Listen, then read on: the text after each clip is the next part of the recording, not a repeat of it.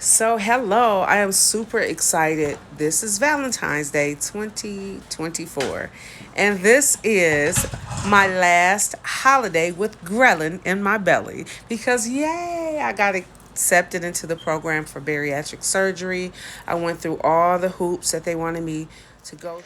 There were a few things that I thought were going to be a disqualifying factor, such as severe asthma.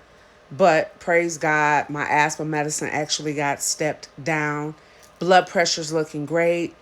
They may have to put in a filter so that I don't get blood clots. Most people want to know how long the process actually takes. For me, it took approximately 4 months. Before, I think the process was like 6 months for most people. But during the pandemic, they lessened the requirements and the time span. So that worked out great for me because I'm getting married, right? And I just want to start my whole life on the right foot. I feel good in the skin that I'm in, right?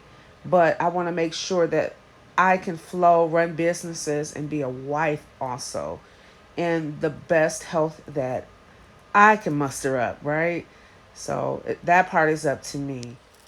So, the process, you reach out to a bariatric center, you have insurance, right? For me, I had insurance. They check your benefit eligibility, they make sure that you meet the requirements for comorbidity. Am I saying that right? Comorbidity. Yes. Okay, so you have to have like a BMI over 45%, sleep apnea, just there's a couple other things, but they've changed the criteria so much, even the time it takes to qualify for bariatric surgery. So once they saw that I had insurance that would cover it, they checked the comorbidity factors, and then they signed me up for a class to take. They do it online. You can just like answer a few questions, and then after that, you come in for a weigh in. They weigh you, they use a tape measure and measure your waist and all that good stuff. They take your height and all that. Then you talk to a dietitian. She briefs you on how many calories you should be taking in per day. Then for my clinic, they signed me up for an app called Baritastic. I'm gonna get into that app a little bit later. Not in this video, but we're gonna go over Baritastic later and how I used it, and then I didn't use it, then I used it again. I'll tell you about that later. But after I met with the dietitian, she told me that I should be checking in every so often on the app Baritastic to take some classes and meet with other people that's going through the same process. After I started that process, they set me up to meet with a physical trainer, and the physical trainer showed me different ways I can work out for my condition because, again, I'm injured, right?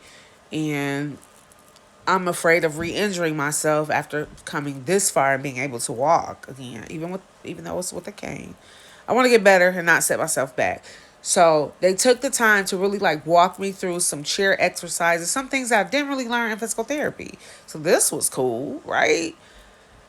Okay, so I'm spending too much time on that. But I will tell you, once you finish with the exercise program, you meet with the dietitian again.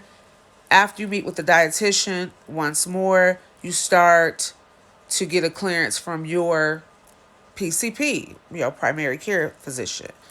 That's where things started to halt for me because they noticed I had some pulmonary issues.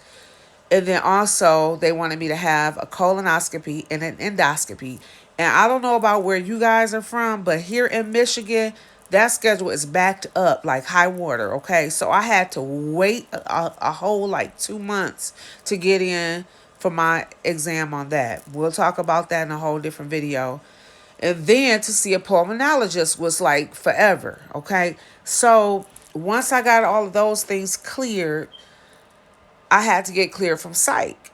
Okay, so I kept putting off the psychic evaluation because I'm like, yo, I can't even get in to see a pulmonologist. I was just losing heart. I was like getting irritated with the whole process because I'm like, Doc, I can breathe. Like, why you doing me like that? So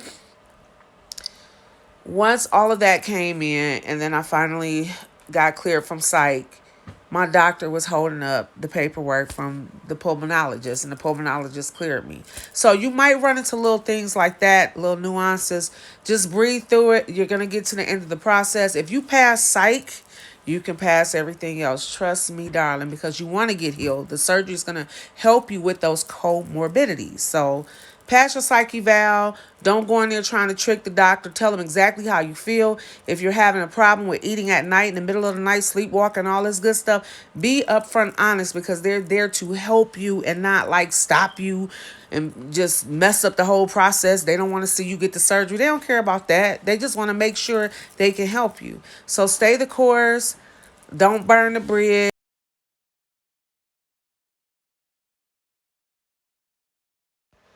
So, one more thing I forgot to tell you guys. I didn't share this with anybody outside of my household. And I'll tell you why. I just wanted to keep the negative comments to a minimum. Oh, girl, why do you want to lose weight? Oh, I mean, you're doing so much better. I don't want to hear people's input. Like, I don't even need that. When I make up my mind about something that I want to do, it's a done deal. Yes, I have a support system. Me, myself, and I, my therapist, and my kids, and of course my fiance.